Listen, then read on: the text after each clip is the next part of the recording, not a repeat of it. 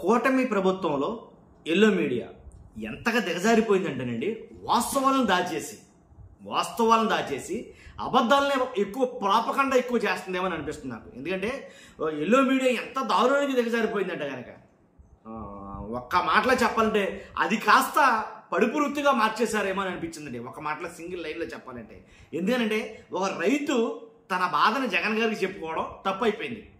ఇప్పుడు వాళ్ళ దృష్టిలో ఒక రైతు జగన్ గారికి తన బాధను చెప్పుకోవడం తప్పు అయిపోయింది. ఒక రైతు కాదు, చాలామంది రైతులు వాళ్ళు ఫేక్ రైతులు అంటున్నారు. తర్వాత పర్టికులర్గా ఒక రైతుని ట్రోల్ చేస్తున్నారు బీభత్సంగా. ఈ ట్రోలింగ్ ఏంటో నాకు అర్థం కాల. ఈ ట్రోలింగ్ చాలా రకాలుగా సెలబ్రిటీ మీద, వాళ్ళ మీద, వీళ్ళ మీద చేసేవారు. అలాంటిది అంతా పోయింది. ఇప్పుడు రైతుల మీద కూడా ట్రోలింగ్ చేసేస్తున్నారు.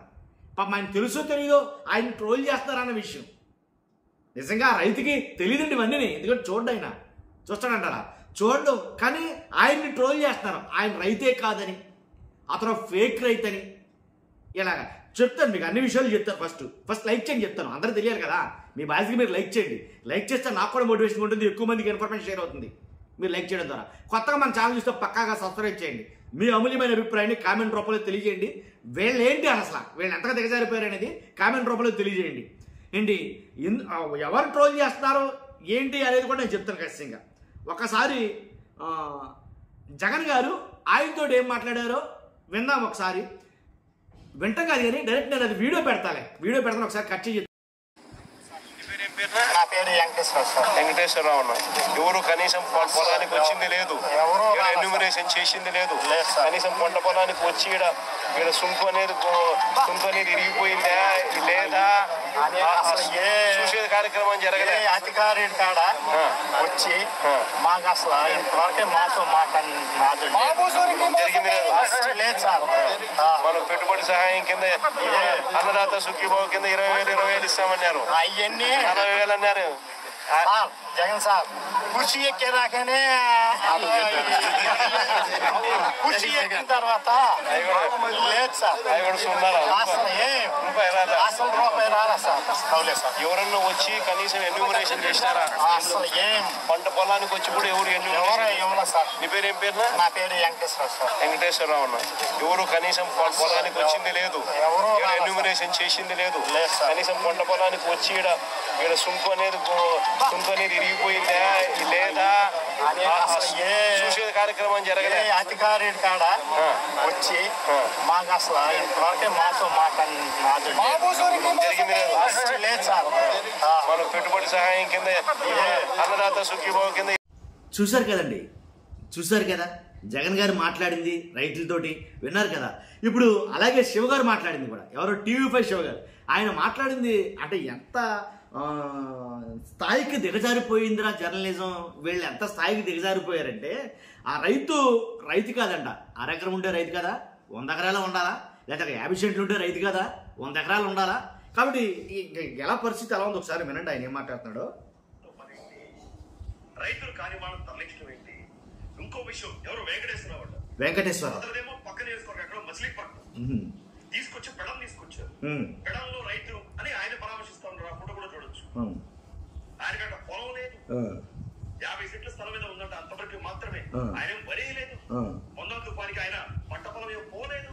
బట్ రైట్ ఫేక్ ఫ్యాక్టరీ, ఒక ఫేక్ రైతు తీసుకొచ్చి పెట్టారు. ఎందుకు నిజమైన రైతులు ఉన్నారు కదా, వాళ్ళ పరామర్శం సరిపోతుంది కదా. ఫేక్ రైతు అంటారు. సో జగన్మోహన్ రెడ్డి గారికి ఏవైతే ఆంక్షలు ఇచ్చారో పోలీసులు, నేను చెప్తాను ఇంకా సోదంతా మనకు వద్దు కానీ, ఏంటంటే అతను ఫేక్ రైతు అని అంటున్నారు. అంటే వాస్తవంగా అయితే అతను ఫేక్ రైతు కాదంట. ఇప్పుడు 50 సెంట్లు పొలం ఉంటే పొలం ఉన్నట్టు కాదా, నాకు అర్థం కాల. ఇప్పుడు మీరు చేసిన స్ట్రింగ్ ఆపరేషన్లో ఇతను ఫేక్ రైతు అనేమని తేలిందా?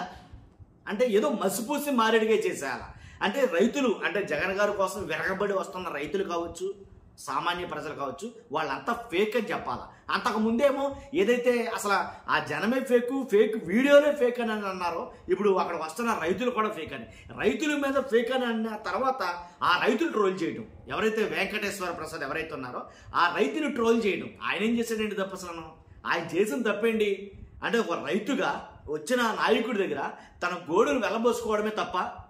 చెప్పండి మీరు, అది తప్ప అది తెలియగడతాను. కాబట్టి అతను చేసిన అంత అపరాధం ఏముంది అసలు?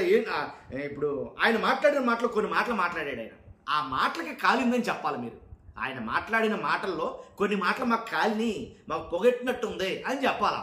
అప్పుడు కరెక్ట్గా ఉంటుంది. అంతేగాని అతను ఫేక్ రైతు, అతను రైతే కాదు అని అనకూడదు. ఆయన ఏం మాట్లాడారో తెలుసా మీకు?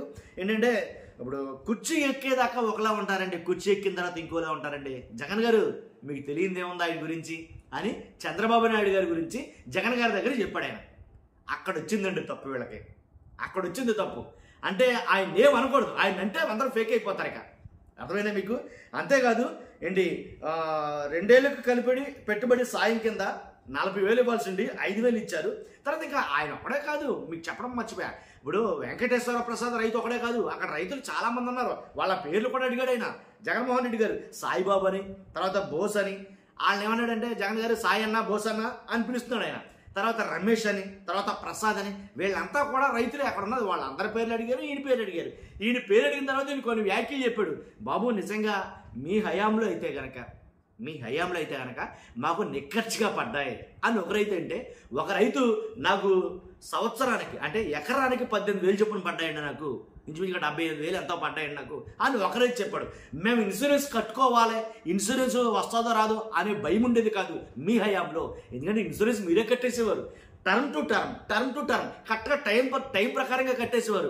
అలాగే మాకు వచ్చేసి డబ్బులు అని మేము దేనికి భయపడేవాళ్ళం కాదు. ఆయన కట్టేసుకుంటాడరా అని అనే ధీమా ఉండేది. ఇప్పుడు అదేం లేదంటే అసలు ఇన్సూరెన్స్ కట్టారో లేదో తెలియదు, ఇన్పుట్ సబ్సిడీ వస్తుందో లేదో తెలియదు, అసలు ఎన్యూమరెంట్ కరెక్ట్గా జరిగిందో లేదో తెలియదు అని అధికారులేమో ఇప్పుడు మమ్మల్ని పరిపాలించే నాయకులేమో ఆకాశంలో హెలికాప్టర్ల మీద తిరుగుతున్నారు, పొలాలు మునిగిపోయినా లేదని. అధికారులేమో రోడ్ల మీద తిరుగుతున్నారు, మేమేమో చేలో ఉండిపోయాం అని వాళ్ళ బాధ వాళ్ళు చెప్పుకోవడంలో తప్పేముంది? అది ఎంత నష్టం జరిగింది, ఏం జరిగింది, అసలు చేశారా లేదా, జియో ట్యాగింగ్ చేశారా లేదా రైతుకి, ఇవన్నీ అడుగుతూ ఉంటే జగన్ గారు వాళ్ళు సమాధానాలు చెప్తున్నారు. సమాధానాలు నచ్చలా, అందుకని అర్థమైందా? కాలింది ఎక్కడో నన్ను అడిగితే కనుక ఆ కాలడమే తప్పు అయిందేమో. దానివల్ల ఈ రైతుని పర్టికులర్గా ఎవరైతే వెంకటేశ్వరరావు ఆయన్ని మాత్రం ప్రత్యేకించి ట్రోల్ చేస్తున్నారు. ఒక TV5 అని కాదు, ఈ విషయం చాలా వీటిలో వచ్చింది, చాలా సోషల్ మీడియా ప్లాట్ఫామ్లో కూడా ఈ రైతుని ట్రోల్ చేస్తున్నారు. ఆపండి, ఇది నిజంగా రైతుని ట్రోల్ చేయకండి, అన్నం లేకుండా పోద్ది. నన్ను అడిగితే కనుక ఒక రైతుని ట్రోల్ చేస్తే తినడానికి అన్నం లేకుండా పోద్ది, మట్టుకొట్టిపోతాం అన్నమాట ఎలా వస్తే కనుక మనం. కాబట్టి ఇది కరెక్ట్ కాదేమో. మరీ ఇంత దిగజారుడు జర్నలిజం, మరీ ఇంత దిగజాడు రాజకీయం, చచ్చా అది కరెక్ట్ కాదు. నాకు ఎందుకు నచ్చలా ఆ రైతుని ట్రోల్ చేయడం, కరెక్ట్ కాదనిపించింది. కడక ఇంతవరకు దిగజారిపోయారా? సెలబ్రిటీలు ట్రోల్ చేస్తారు, తర్వాత స్పోర్ట్స్ మ్యాన్స్ ట్రోల్ చేశారు, తర్వాత ఏంటి పొలిటికల్ మ్యాన్స్ ట్రోల్ చేశారు. కడక ఇది అలా మన స్థాయి డీగ్రేడ్కి పడిపోయిందేమో. ఎంతవరకు అంటే రైతుని కూడా ట్రోల్ చేసే స్థాయికి. ఇదా జర్నలిజం? ఇందుకోసమా అసలు ఎథిక్స్ అనేవి ఉండవా మనకి అనిపించింది నాకు. చూస్తున్నా మీరు అందరూ మీ అభిప్రాయాన్ని ఖచ్చితంగా కామెంట్ రూపంలో తెలియజేయండి. లైక్ చేయండి, ఎక్కువ మందికి ఇన్ఫర్మేషన్ షేర్ అవ్వాలిగా మీ బాధ్యతగా లైక్ చేయండి. Thank you very much.